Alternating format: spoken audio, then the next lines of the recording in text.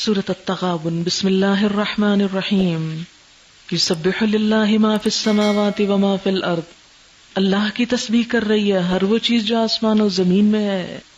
لہ الملک، اسی کی بادشاہت، ولہ الحمد، اسی کی تعریف، وہو علی کل شیء قدیر، اور وہ ہر چیز پر قدرت رکھنے والا ہے۔ هو الذی خلقکم، اسی نے تم کو پیدا کیا ہے۔ فمنکم کافر، تو تم میں سے کچھ کافر ہیں، کوئی کافر ہے۔ ومنکم مؤمن، اور کوئی مومن ہے۔ یعنی اللہ نے تو تم کو فطرت سلیم پہ پیدا کیا، لیکن تم کوئی ایمان پہ اور کوئی کفر پہ چلا گیا۔ واللہ بما تعملون بصیر، اور اللہ وہ سب کچھ دیکھ رہا ہے جو تم کرتے ہو۔ خلق السماوات والارض بالحق، اس نے آسمان و زمین کو حق عدل کے ساتھ پیدا کیا۔ وصورکم، اور تمہاری صورت بنائی۔ فاحسن صورکم، اور بڑی عمدہ بنائی۔ آپ دیکھیں کہ انسان سارے جانوروں سے اپنی شکل میں ممتاز ہے۔ بندر اور بن مانس ملتی جلتی مخلوق ہے انسان سے، لیکن ان کے مقابلے میں کتنی حسین۔ احسن، احسن سے احسنا، جیسے سورۃ مؤمن میں بھی آتا ہے وصورکم فاحسن صورکم ورزقکم من الطیبات۔ یا ایھا الانسان ما غرک بربک الکریم الذی خلقک فسواک فعدلک فی ای صورۃ ما شاء رکبک هو الذی یصورکم فی الارحام کیف یشاء والیہ المصیر۔ اللہ نے شکل نہیں دیکھنی تمہاری، اسی کی طرف لوٹنا ہے، پھر وہ پوچھے گا، حساب لے گا۔ یعلم ما فی السماوات والارض، وہ جانتا ہے جو آسمانوں میں ہے اور زمین میں۔ وَيَعْلَمُ مَا تُسِرُّونَ وَمَا تُعْلِنُونَ، اور وہ جانتا ہے جو تم چھپاتے ہو اور جو تم ظاہر کرتے ہو۔ وَاللَّهُ عَلِيمٌ بِذَاتِ الصُّدُورِ، اور اللہ سینوں کے بھید تک جاننے والا ہے۔ أَلَمْ يَأْتِكُمْ نَبَأُ الَّذِينَ كَفَرُوا مِنْ قَبْلُ، کیا تمہیں ان لوگوں کی خبر نہیں پہنچی جنہوں نے اس سے پہلے کفر کیا؟ فَذَاقُوا وَبَالَ أَمْرِهِمْ، پھر انہوں نے چکھی شامت اپنے کام کی، اپنے اعمال کا مزہ چکھا۔ وَلَهُمْ عَذَابٌ أَلِيمٌ، اور ان کے لیے دردناک عذاب ہے۔ ذَلِكَ بِأَنَّهُ كَانَتْ تَأْتِيهِمْ رُسُلُهُمْ بِالْبَيِّنَاتِ، یہ اس لیے کہ آئے تھے ان کے پاس ان کے رسول کھلی نشانیاں لے کر۔ فَقَالُوا، تو وہ کہنے لگے، أَبَشَرٌ يَهْدُونَنَا، انسان ہمیں ہدایت دیں گے، بشر ہم کو ہدایت دے گا۔ فَكَفَرُوا، تو انہوں نے بات نہ مانی۔ وَتَوَلَّوْا، منہ موڑ لیا، توجہ ہی نہ کی، بے نیازی برتی۔ وَاسْتَغْنَى اللَّهُ، اور اللہ بھی بے پرواہ ہو گیا، یعنی ان کے ایمان اور عبادتوں سے۔ وَاللَّهُ غَنِيٌّ حَمِيدٌ، اور اللہ ہے ہی بے نیاز تعریف والا ہے۔ زَعَمَ الَّذِينَ كَفَرُوا أَن لَّن يُبْعَثُوا، منکرین بڑے دعوے سے کہتے ہیں کہ وہ مرنے کے بعد ہرگز دوبارہ نہ اٹھائے جائیں گے، لیکن یہ کیا ہے؟ محض گمان۔ زوم جو ہوتا ہے نا، اس کا اطلاق جھوٹ پر بھی ہوتا ہے، یعنی محض گمان ہے جس کی کوئی دلیل نہیں۔ اور جو شخص دلیل کے بغیر کوئی بات سمجھتا، کوئی عقیدہ رکھتا ہے، تو پھر اس کا انجام یہی ہونا چاہیے۔ قل بلا وربی لتبعثن، کہہ دیجئے کیوں نہیں، قسم ہے میرے رب کی، تم ضرور اٹھائے جاؤ گے۔ ثم لتنبؤن بما عملتم، پھر ضرور تم بتائے جاؤ گے جو کچھ تم عمل کرتے رہے۔ یعنی یہ قیامت کی آمد پر دلیل ہے۔ کیا کہ انسان کو دنیا میں تو اس کے اعمال کا پورا بدلہ نہیں مل سکتا، وہیں پہ جا کے ملے گا، اس لیے اٹھانا ضروری ہے۔ وَذَلِكَ عَلَى اللَّهِ يَسِيرٌ، اور یہ بات اللہ پر بڑی آسان ہے، بہت آسان۔ فَآمِنُوا بِاللَّهِ وَرَسُولِهِ، تو ایمان لاؤ اللہ اور اس کے رسول پر۔ وَالنُّورِ الَّذِي أَنزَلْنَا، اور اس نور پر جو ہم نے اتارا۔ اب یہ رسول کے بعد نور کیا ہے؟ قرآن۔ واللہ بما تعملون خبیر، اور اللہ ساتھ اس کے جو تم عمل کرتے ہو خبر رکھتا ہے۔ یوم یجمعکم، جس دن وہ تم کو جمع کرے گا۔ لیوم الجمع، جمع ہونے کے دن۔ ذالک یوم التغابن، یہ ہے دن غبن دینے کا، نقصان کا دن۔ تغابن قیامت کے ناموں میں سے ایک نام، یوم الجمع اور یوم التغابن۔ ایک ہی آیت میں قیامت کے دو نام، یوم الجمع اور یوم التغابن۔ تغابن جو ہے غبن سے ہے، غبن سے بھی اور غبن سے بھی، یہ زیادہ تر خرید و فروخت اور لین دین کے معاملے میں بولا جاتا ہے. غبن کا مطلب ہوتا ہے کسی چیز کا خسارہ اور نقصان، دھوکہ دینا کسی کو. خرید و فروخت میں جو دھوکہ دے اس کے لیے کہتے ہیں غبن فلان. غبنت من حقی عند فلان، فلان شخص سے اپنا حق وصول کرنے میں مجھ سے بھول ہو گئی. اور غبن کا معنی ہے غفلت، بھول، اپنے حصے سے محروم رہ جانا. ایک شخص کا کسی غیر محسوس طریقے سے کاروبار یا باہمی معاملے میں دوسرے کو نقصان دینا، دھوکہ دے جانا. مفسرین نے یوم التغابن کے کئی معنی بیان کیے ہیں کہ کیوں اس کو تغابن کہا گیا. بعض نے کہا کہ اس روز اہل جنت اہل دوزخ کا وہ حصہ مار لے جائیں گے جو ان کو جنت میں ملتا اگر وہ جنتیوں جیسے کام کرتے. ہر ایک کا حصہ جنت میں بھی اور دوزخ میں بھی، جس جگہ جائیں تعمیر کرا لیں. بالکل ایسے ہی ہے کہ اگر آپ کا ایک پلاٹ لاہور میں بھی اور اسلام آباد میں، جس کو چاہیں تعمیر کر لیں، گھر تو وہیں بنے گا نا جہاں تعمیر کریں گے. دو جگہ پلاٹ ہونے سے تو کوئی فرق نہیں پڑتا. تو ہر شخص کا ایک پلاٹ جنت میں ہے اور ایک جہنم میں، جہاں چاہے اپنے لیے گھر بنا لے. اب کیا ہوگا؟ جو لوگ جنت میں چلے جائیں گے وہ جہنمیوں کے پلاٹ بھی ضبط کر لیں گے. تو یہ کیا ہو گیا؟ غبن ہو گیا. کس کا؟ جہنم میں جانے والوں کا. اس کے بارے میں بخاری میں حدیث آتی ہے کہ جو شخص بھی جنت میں جائے گا اسے وہ مقام دکھا دیا جائے گا جو اسے دوزخ میں ملتا اگر وہ برا عمل کرتا، تاکہ وہ اور زیادہ شکر گزار ہو.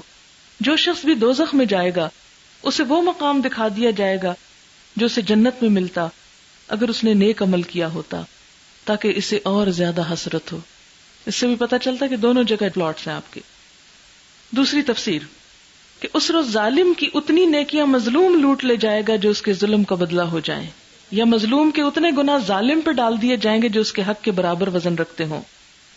اس کے بارے میں بخاری میں آتا ہے آپ صلی اللہ علیہ وسلم نے فرمایا جس شخص کے ذمہ اپنے کسی بھائی پر کسی قسم کے ظلم کا بار ہو، اسے چاہیے کہ یہیں سبق دوش ہو جائے، کیونکہ آخرت میں دینار و درہم نہ ہوں گے، وہاں اس کی نیکیوں میں سے کچھ لے کر مظلوم کو دلوائی جائیں گی، یا اس کے پاس نیکیاں کافی نہ ہو تو مظلوم کے گناہ اس پر ڈال دیے جائیں گے. گویا وہ نیکیاں جو کما کے لایا تھا، جس سے اس نے جنت لے لی تھی، وہ اس سے لے لی گئی، یعنی مظلوم کے پاس چلی گئی. تو اس کا غبن ہو گیا نا، نقصان ہو گیا.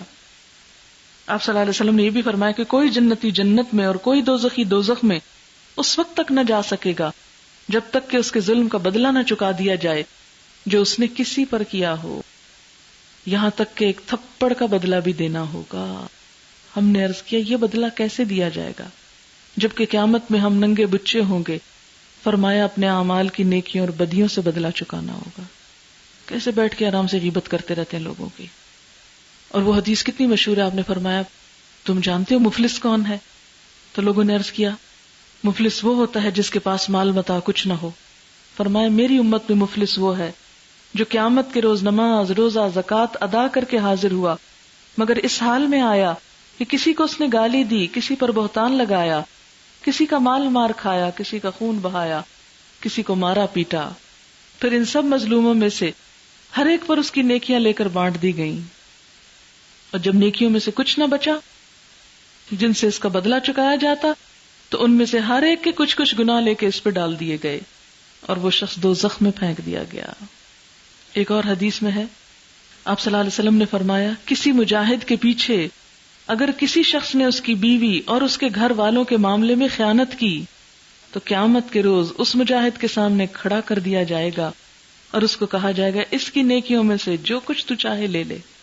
یعنی ایک مجاہد جہاد کرنے گیا ہوا ہے، پیچھے سے اس کی بیوی کو بہلا پسلا لیا یا یہ کہ اس کے مال میں کچھ خیانت کر لی، تو قیامت کے دن کیا ہوگا؟ مجاہد سے کہا جائے گا اس کی نیکیوں میں سے جس نے تیرے گھر میں خیانت کی تو کیا کر، جو چاہے لے لے.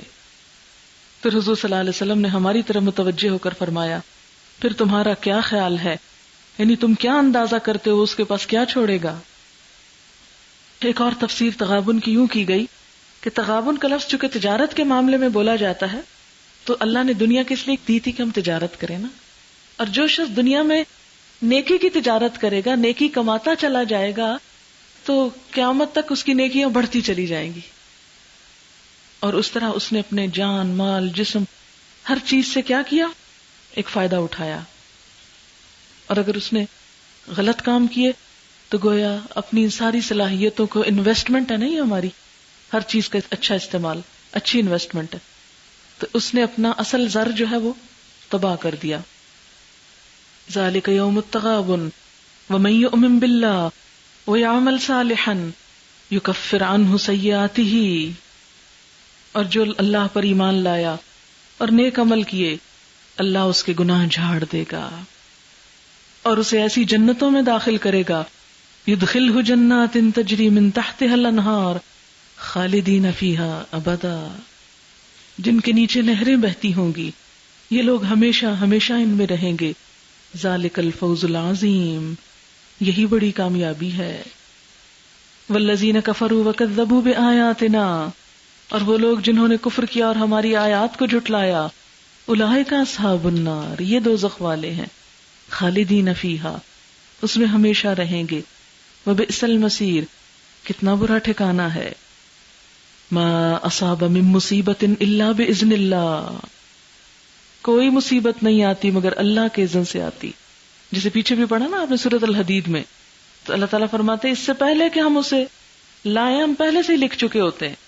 ایسے موقع پر مصیبت آنے پر وَمَن يُؤْمِن بِاللَّهِ يَهْدِ قَلْبَهُ، جو اللہ پر بھروسہ کرے گا اللہ اس کے دل کو ہدایت دے گا، دل ٹھنڈا رہے گا، پرسکون رہے گا، سیدھے راستے پہ چلے گا. کوئی اللہ سے بدگمانی نہیں، کوئی حسرت نہیں، کوئی یاس نہیں، کوئی کاش کا دروازہ نہیں.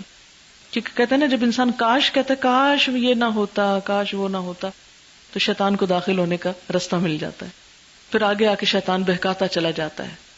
تو جو شخص مصیبت پہ صبر کرے گا، اللہ پہ بھروسہ کرے گا، کہ کوئی بھی چیز جب انسان کے ہاتھ سے مثلا نقصان ہوتی، کوئی چیز جو چلی جاتی، اور اس موقع پر انسان یہ سوچے اللہ نے دیا اور اللہ ہی نے لے لیا، اللہ کی چیز سے امانت تھی، ختم، تو پھر کوئی غلط کلمہ نہ زبان سے نکلتا، نہ شکوہ دل میں آتا ہے، نہ انسان بلا وجہ پریشان ہوتا ہے، اور نہ اپنے وقت اور اپنی زندگی صلاحیتوں ان چیزوں کو گنواتا ہے. یہدی قلبہ، اور دل ہدایت پا جائے تو سارا عمل درست ہو جاتا ہے. واللہ بکل شیء علیم، اور اللہ ہر چیز کو جاننے والا ہے. وَأَطِیعُوا اللَّهَ وَأَطِیعُوا الرَّسُولَ، اطاعت کرو اللہ کی اور اطاعت کرو رسول کی. فَإِن تَوَلَّيْتُمْ، اور اگر تم اطاعت سے منہ موڑتے ہو، فَإِنَّمَا عَلَى رَسُولِنَا الْبَلَاغُ الْمُبِينُ، تو ہمارے رسول کے ذمہ کھلم کھلا پہنچا دینا ہے. اللہ لا الہ الا ھو، اللہ وہ ہے جس کے سوا کوئی خدا نہیں. وعلی اللہ فلیتوکل المؤمنون، اور اللہ پر چاہیے کہ توکل کرے مومن، یعنی رسول اور اس کے ماننے والے اللہ پہ بھروسہ کر کے آگے بڑھیں، کیونکہ اللہ کا کام ہے، اللہ ہی کے حوالے کریں، اللہ ہی مدد کرے گا. یا ایھا الذین آمنوا ان من ازواجکم واولادکم عدوا لکم فاحذروہم، اے لوگو جو ایمان لائے ہو، تمہاری بیویوں اور تمہاری اولاد میں سے بعض تمہارے دشمن ہیں، دشمن، میٹھے دشمن.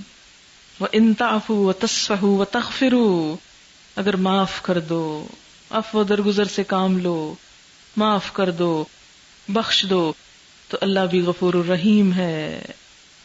اولاد ہو یا ازواج ہوں، شوہر ہوں یا شوہر کے لیے بیوی، انسان ان کے معاملے میں انتہائی کمزور ہے، انتہائی کمزور. ساری دنیا کو اصول اور ضابطے اور قاعدے سکھاتا ہے، یہاں آ کے سب بھول جاتا ہے. کسی ایک ٹیچر کے بچے کو ہی دیکھ لیں کہ دوسروں کو وہ تہذیب سکھاتا ہے، ڈسپلن سکھاتا ہے، اور وہی اپنے بچے کو ڈسپلن سکھانے میں ناکام ہے. کیوں؟ اس لیے کہ وہاں وہ جو بے جا کی محبت ہے نا، سافٹ کارنر، ہائے بیچارے سو رہے ہیں، ہائے بیچارے بھوکے، ہائے بیچارے تھکے ہوئے، وہ ان کو انسان نہیں بننے دیتے. یہی دشمنی ہے کہ وہاں آ کر انسان کمزور پڑ کے سب بھول جاتا ہے. جیسے دین کے لیے نکلنے کی بات ہے، بچہ رو رہا ہے، ٹانگوں سے چمٹ رہا ہے، دوسرے بھی کہا ہے کتنی ظالم ماں ہے، روتے بچے کو چھوڑ دیا. یہ کیسا اسلام ہے، یہ کیسا دین ہے. نماز پڑھتے وقت اور کسی کچھ دیتے وقت کیوں نہ بچوں کو دیں، کسی اور کو کیوں دیں.